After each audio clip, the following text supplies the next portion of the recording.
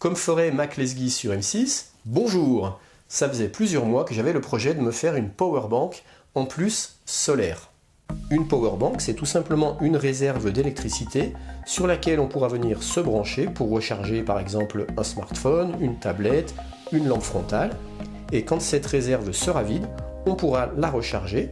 Donc c'est un petit peu comme une batterie externe de secours qui pourra servir en cas de panne de courant ou en absence de réseau électrique quand on est par exemple en camping, en rando ou en voyage. Étant maintenant au point depuis quelques semaines pour la partie solaire, grâce à ce combiné panneau-buck qui me permet d'obtenir le 5 volts nécessaire à la recharge de ma future powerbank, il ne me restait plus qu'à gérer la partie powerbank. Alors j'ai appris qu'on pouvait faire une powerbank à partir d'accus Li-ion récupérés dans des batteries de vieux ordinateurs portables et qu'il suffisait ensuite de s'acheter un boîtier powerbank tout prêt pour accueillir ces accus. Généralement les batteries d'ordinateurs portables sont toutes en Li-ion a priori, mais par contre ce n'est pas toutes les batteries qui conviendront. Il y en a des un peu épaisses comme ça et il y en a des beaucoup plus plates comme ça. Donc celles-ci ne conviendront pas. Il faudra des batteries de cette épaisseur.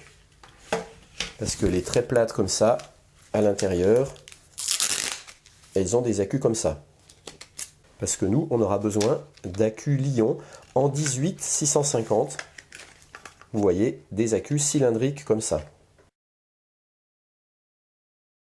Première chose à faire, se procurer un kit powerbank vendu sans les accus. Le mien, je l'ai trouvé sur eBay pour à peu près 10 €. Je vous mets un lien dans le descriptif de cette vidéo pour ceux que ça intéresse. Allez, déballage.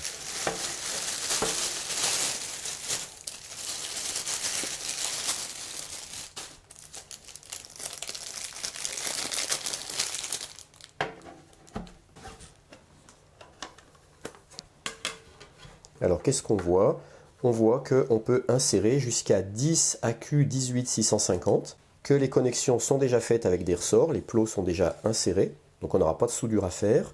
Et puis ça, c'est ce qu'on appelle le BMS, qui va nous permettre de gérer la charge et décharge de nos accus. On voit qu'on a un petit écran d'affichage. Sur cette face, on a des prises USB et deux petites LED. Voici par exemple un accu Li-ion. Donc on viendra tout simplement l'insérer comme ça. Ces accus Li-ion vont tous être branchés en parallèle. Quand on branche des accus en parallèle, ce sont les capacités qui s'additionnent, mais pas les tensions. Donc là, la tension d'un accu Li-ion, quand il est en pleine charge, il est à peu près à 4,2 volts. Sa tension nominale est soit 3,6, 3,7 volts. Et un accu Li-ion sera considéré comme vide aux alentours de 3 volts. Et sa tension ne doit surtout pas descendre en dessous de 2,7 volts. C'est ce qu'on appelle une décharge profonde. Et dans ce cas-là, il pourrait être détruit. Vu que tous ces accus seront branchés en parallèle dans le boîtier, et que la tension maximum d'un accu est de 4,2 volts, ça veut dire que notre powerbank aura une tension maximum de 4,2 volts. Par contre, sa capacité sera égale à la capacité d'un accu multiplié par le nombre d'accus. Alors c'est préférable d'insérer dans la powerbank des accus de même capacité. Par exemple, ici cet accu fait à peu près 2200 mAh. Et bien si j'en mets 10 dans ma powerbank, je peux obtenir une capacité équivalente de 22 000 mAh. Alors on n'est pas obligé d'en mettre 10, on peut en mettre le nombre qu'on veut. La capacité de la powerbank sera proportionnelle au nombre d'accus qu'on aura inséré dedans. Ici, on a la carte BMS. BMS, ça veut dire Battery Management System. C'est cette carte qui va gérer les charges et décharges de la powerbank. Concrètement, ça va gérer la charge et la fin de charge des accus. Ça va gérer la décharge et la fin de décharge des accus pour les protéger contre une décharge profonde. Et ça va également protéger les accus contre des surintensités. Cette carte BMS va permettre à la fois, à partir d'une tension à 5 volts, de charger nos accus sur une tension maximum de 4,2 volts, et à l'inverse, ce BMS va permettre de récupérer en sortie également du 5 volts à partir d'accus pouvant avoir une tension comprise entre 3,2 et 4,2 volts. Pour ceux qui s'y connaissent un petit peu plus, ça veut dire que le BMS va avoir une fonction abaisseur de tension buck en entrée et une fonction réhausseur de tension boost en sortie. Donc je résume, en entrée on envoie du 5 volts pour obtenir du 4,2 volts et en sortie à partir de 4,2 volts on récupère du 5 volts. Le BMS comporte un petit afficheur qui va nous afficher le pourcentage de batterie restant. voyez, si je l'allume, voilà, il nous affiche 72% de charge restante. Il va également afficher in ou out quand on viendra entrer ou sortir du courant. Sur la face avant, on a deux petites LED qu'on pourra activer avec deux petites pressions successives ici. 1, 2. Et on les éteint de la même façon, 1, 2. Ça peut servir par exemple de lampe d'appoint. Je me suis noté au dos les informations techniques du BMS. On peut rentrer en input du 5 volts jusqu'à 2 ampères et en sortie, output, on a du 5 volts jusqu'à 2 ampères. Pour recharger la powerbank, on viendra se brancher sur cette prise ici in, c'est une prise micro USB. Et puis en sortie, on aura soit deux USB-A, out 1, out 2, ou également une prise USB de type C. Donc on a une prise d'entrée et 3 prises de sortie. La powerbank a un couvercle qu'on va pouvoir venir fermer comme ça. Alors attention, très très gros souci, c'est que moi quand j'ai voulu faire la vidéo, à un moment j'ai voulu la fermer complètement et le problème c'est que je n'arrivais pas à la rouvrir. Elle est en fait assez mal faite parce qu'elle n'est pas prévue pour être ouverte. Alors j'ai failli la péter en deux, j'ai réussi à la rouvrir après plus d'un quart d'heure avec des lames de couteau et puis des tournevis. Et en fait il y a un double rail avec ces inserts ici et une fois que tout est fermé, c'est complètement impossible d'y rouvrir. Donc moi j'ai dû casser tout doucement pour arriver à ressortir mon couvercle.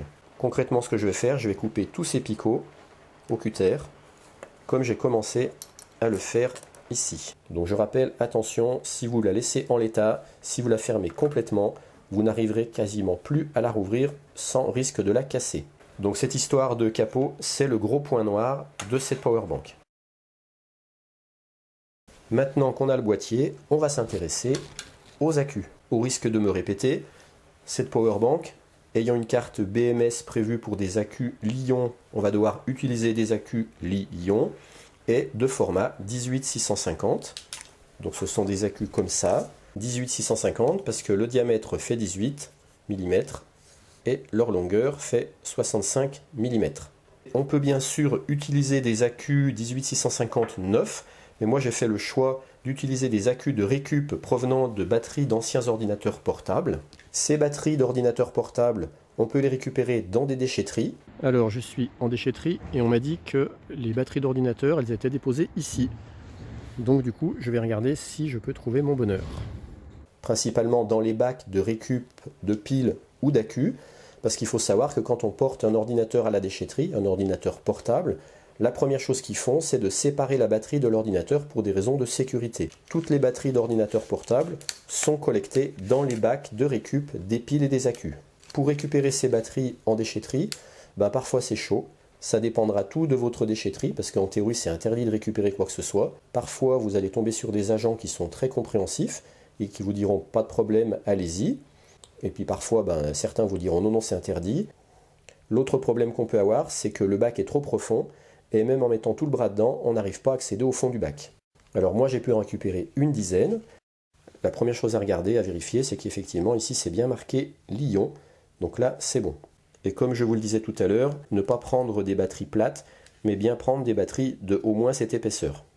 Ouvrir ces batteries, ça va être la partie la plus délicate. Cette partie n'est pas sans risque, parce qu'il ne faut à la fois ni se blesser, ni endommager les accus Li-ion qui sont à l'intérieur.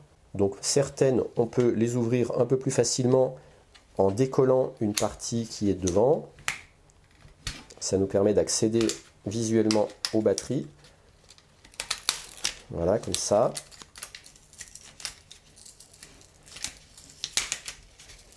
Donc ça, c'est le type de batterie qui sont le plus faciles à ouvrir. Parce que du coup, on voit qu'il y a une languette qui est assez fine ici. Du coup, cette languette, on peut facilement la couper avec un ciseau. Et puis après, on commence à avoir accès à l'intérieur de la batterie. Mais certaines batteries n'ont pas cette facilité-là. Elles sont complètement fermées avec du plastique rigide. Donc là, c'est beaucoup plus dur à ouvrir. Il faut arriver à glisser une lame de couteau Pinel tout doucement. Et petit à petit, on peut commencer à faire entrebâiller le capot pour pouvoir après tirer dessus. Alors, je le répète, cette partie n'est pas sans risque. Il faut la mener avec la plus grande prudence pour deux raisons. D'abord, un, ne pas vous blesser.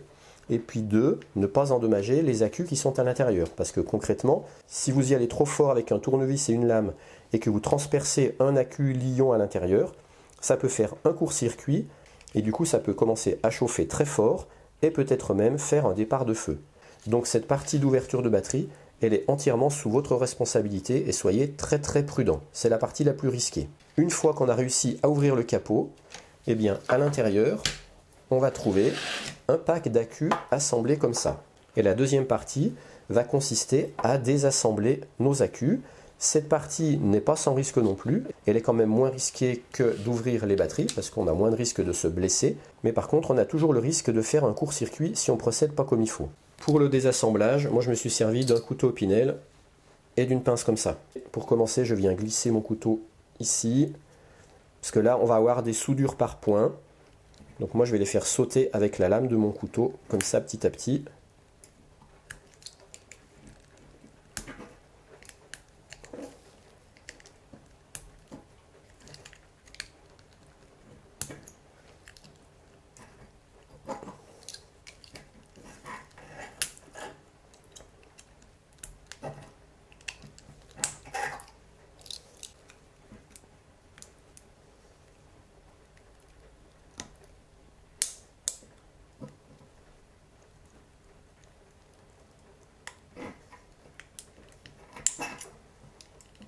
Voilà. Après, je peux finir d'enlever les pattes avec la pince pour pas que je me coupe. Parce que c'est très coupant.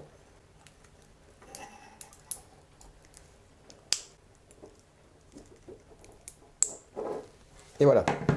Donc là, maintenant, c'est tout lisse. Je vais faire pareil là. Par contre, la deuxième, comme j'ai de la prise, je peux me servir de ma pince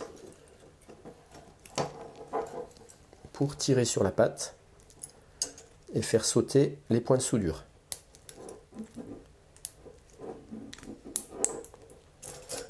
Voilà.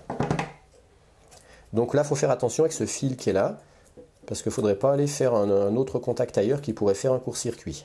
Et puis là, quand c'est relié sur le côté positif, j'ai remarqué que ça saute plus facilement. Donc là, des fois, rien qu'en tirant comme ça fortement, j'arrive à faire sauter les points de contact. Voilà. Donc là, j'ai récupéré un premier accu. Il y a des références qui sont clairement lisibles, donc on va pouvoir connaître la capacité de cet accu. On voit que c'est écrit LGA BB 41865. LG, c'est la marque. Et B4, c'est tout simplement la capacité, donc ça veut dire qu'il a une capacité théorique de 2600 mAh. Et puis 1865, c'est pour les 18 mm et 65 mm des accus 18650. Alors je rappelle, pendant le désassemblage, bien être vigilant avec ces pattes qui pendent là, à ne pas faire de court-circuit. Un petit bonus, quand on désassemble un pack d'accus comme ça, bien souvent, vous voyez, il y en a ici, il y a un capteur de température. Donc si ça vous intéresse, vous pouvez également le récupérer. Je pense que c'est une CTN et ça peut vous resservir dans un montage, c'est toujours intéressant ce genre de petit capteur. Ces accus récupérés, contrairement aux autres accus, ils n'ont pas de bouton, ils sont plats des deux côtés. Pour différencier le côté plus du côté moins, il y a deux moyens très simples. On voit que ici, sur un côté, on a un anneau en relief, tout le tour, qui n'est pas ici. Et bien ça sera le côté plus. Et puis également, sur le côté plus, on a un petit anneau, ici, que l'on n'a pas ici. Un petit rappel général sur les accus, quand on les branche en série, comme ça, ce sont les tensions qui s'additionnent, mais pas les capacités. Ce qui fait qu'ici, si on a 3 accus de 4 volts en 2000 mAh, on obtient un accu équivalent de 12 volts, 3 x 4, mais en 2000 mAh également. Et puis si on les branche en parallèle, comme ça par exemple, eh bien ce sont cette fois les capacités qui s'additionnent, mais pas les tensions. Donc on aurait un accu équivalent de toujours 4 volts, mais par contre 3 fois 2000 mAh, c'est-à-dire 6000 mAh. Donc dans ce cas-là, on a un accu équivalent de 12 volts en 2000 mAh, et ici on a un accu équivalent en 4 volts, 6000 mAh. Désolé d'insister un peu lourdement, mais ça veut dire que dans notre powerbank, comme nos accus vont être tous branchés en parallèle, c'est pour ça qu'on aura un accu équivalent en 4 volts, mais d'une capacité de X fois la capacité d'un accu. Donc c'est pour ça que si on met dans ce boîtier 10 accus de 2000 mAh en 4 volts, on obtiendra une batterie équivalente de 20 000 mAh en 4 volts. Il faut comprendre les capacités comme un petit peu un réservoir de carburant. Au risque de me répéter, je le redis, On n'est pas obligé de remplir notre boîtier, on peut mettre dedans le nombre d'accus qu'on veut, mais par contre, de préférence, mettre des accus à peu près de même capacité. Plus il y aura d'accus, plus la capacité de la powerbank sera importante. Une fois qu'on a récupéré suffisamment de 18650, on va devoir les tester pour savoir s'ils sont encore opérationnels ou s'ils sont foutus. Pour ces tests, je ne vais pas les réexpliquer ici parce que je viens de faire une vidéo sur le sujet. Donc pour ceux que ça intéresse, je vous mets cette vidéo en lien dans le descriptif de cette vidéo. Et également apparaît maintenant en haut à droite ici une fiche concernant cette vidéo. Je passe donc directement à l'étape suivante. J'ai maintenant 10 accus qui sont testés que je vais pouvoir réutiliser pour les insérer dans ma powerbank. Avant de les insérer dans la powerbank, il va falloir faire quelque chose d'assez important, c'est qu'il va falloir équilibrer leur charge.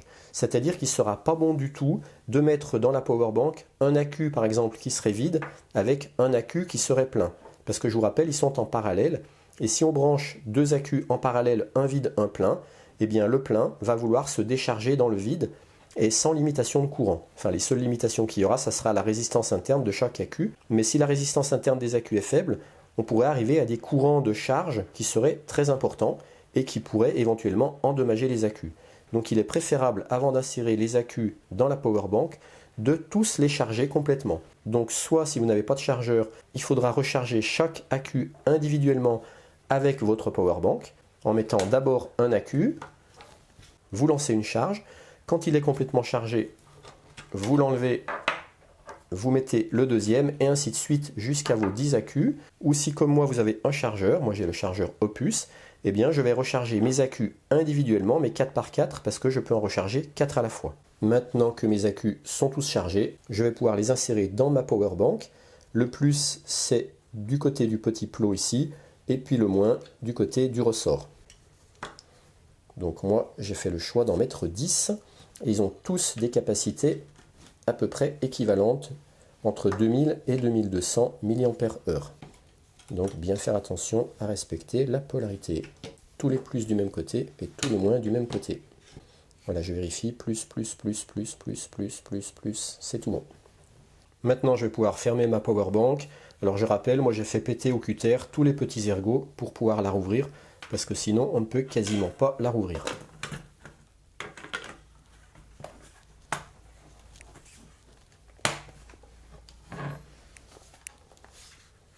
Maintenant, je mets sous tension en appuyant ici. Et il m'affiche un taux de charge de 72%. Donc je suis un petit peu surpris parce que j'ai chargé ces accus. Mais c'est vrai que je les ai chargés pas aujourd'hui. Donc ça se peut qu'ils se soient légèrement déchargés. Donc je vais tout de suite lancer une première recharge complète à travers cette prise micro USB ici. Voilà, maintenant ça charge. Je vais la laisser se charger et je vous reprends une fois que la charge est terminée. Et voilà, ma recharge va être terminée. Voilà, ça y est, c'est terminé. Maintenant que ma powerbank est pleine, je vais pouvoir recharger mon téléphone et une GoPro en même temps. Et je peux aussi m'en servir pour alimenter mes montages électroniques. Puisque sur ces cartes d'alimentation, il faut du 5 volts. Ensuite, une fois que la powerbank est vide, eh bien, il suffit de la recharger à travers sa prise micro USB, en se branchant soit sur le secteur comme je vous ai montré précédemment dans la vidéo, soit en venant se brancher derrière un panneau solaire comme je vais vous montrer maintenant. Ici j'ai un panneau solaire en 18 volts 1 ampère, donc il peut délivrer une puissance de 20 watts. Je vais passer à travers un buck qui lui va me convertir la tension, il va me l'abaisser, il va me sortir une tension sur ces prises USB en 5 volts 3 ampères maximum. Je peux donc venir recharger ma powerbank sur cette prise USB. Vu que dehors il n'y a pas de soleil parce qu'il pleut, eh bien je vais quand même vous montrer que ça marche rien qu'avec des lampes halogènes. Je viens me brancher ici en sortie de mon buck et ma powerbank est bel et bien en train de se recharger. Et voilà, cette vidéo est terminée et moi dorénavant j'aurai une réserve de jus que je pourrai en plus recharger avec du solaire. Allez, bye bye!